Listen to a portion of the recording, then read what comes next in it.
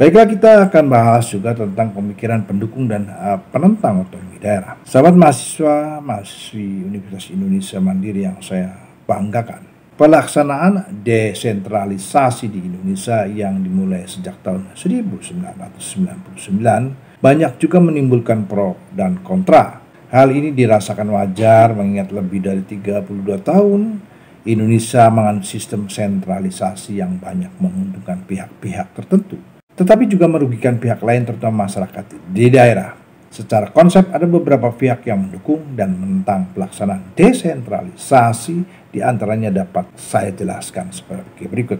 Yang pertama adalah pemikiran pendukung otonomi daerah Indonesia. Sekurang-kurangnya ada 4 perspektif alasan yang mendasari segi positif otonomi daerah untuk dilaksanakan, yaitu pertama, otonomi daerah adalah sarana untuk perwujudan demokratisasi. Para pendukung otonomi daerah mengklaim bahwa otonomi daerah dapat memajukan demokrasi dalam pengertian akan menjadikan pemerintah lebih dekat dengan rakyat, menjadikan dukungan rakyat lebih nyata, dan meningkatkan partisipasi rakyat dalam pembangunan. Dengan pemerintahan hasil pilihan dari masyarakat, diharapkan pemerintah daerah itu memahami permasalahan di daerahnya sehingga dalam menyusun perencanaan pembangunan akan lebih mudah. Poin kedua adalah bahwa otonomi daerah itu membantu meningkatkan kualitas dan efisiensi pemerintahan. Saya kutip dari Cohen dan Peterson dan OECD pada maksud saya 2005, halaman 25, yang menjelaskan bahwa otonomi daerah bisa memajukan sebuah sistem administrasi pemerintahan yang efisien dan efektif, dan OECD mengemukakan bahwa otonomi daerah dapat meningkatkan efektivitas sektor publik. Dengan jenjang pengambilan keputusan yang lebih pendek membuat efektivitas pemerintahan semakin baik. Lebih lanjut, Rodinelli dan Cima menegaskan bahwa proses otonomi daerah menuntut pembaharuan struktur dan institusi pemerintahan serta pembangunan kemampuan legislatif. Maka kita bisa melihat bahwa otonomi daerah akan memberikan peluang untuk mendorong pengelolaan pemerintahan yang lebih baik, sehingga otonomi daerah merupakan sebuah prakondisi bagi tercapainya pengelolaan pemerintah yang baik atau good governance. Poin ketiga dari pihak yang pro otonomi daerah adalah otonomi daerah dapat mendorong stabilitas dan kesatuan nasional. Terisman dari Bank Dunia pada tahun 1999 menyatakan tujuan utama otonomi daerah ialah untuk mempertahankan stabilitas nasional saat berhadapan dengan tekanan kedaerahan.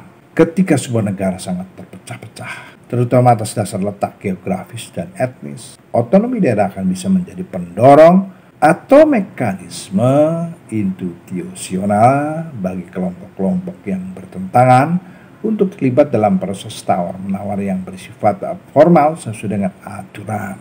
Dalam konteks Indonesia, untuk mengatasi separatisme berkembang, maka dengan konsep otonomi daerah dapat direduksi.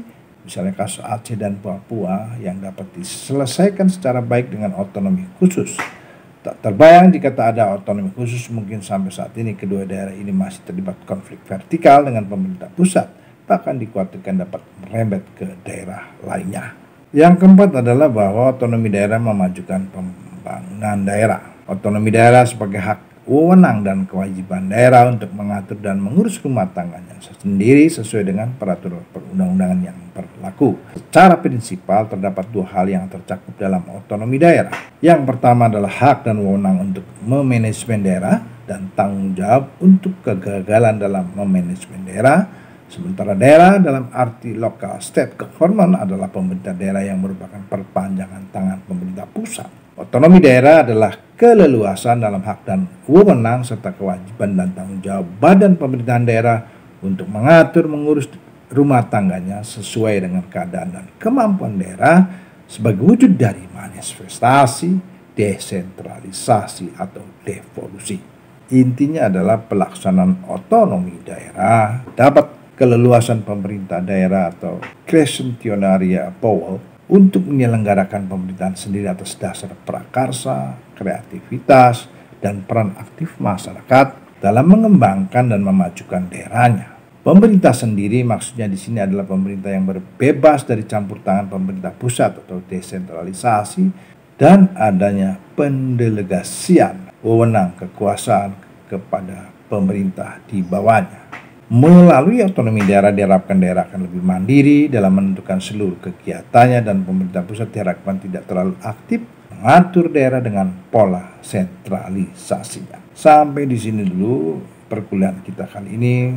Nanti kita sambung lagi di sesi keempat pada pekan mendatang. Assalamualaikum warahmatullahi wabarakatuh.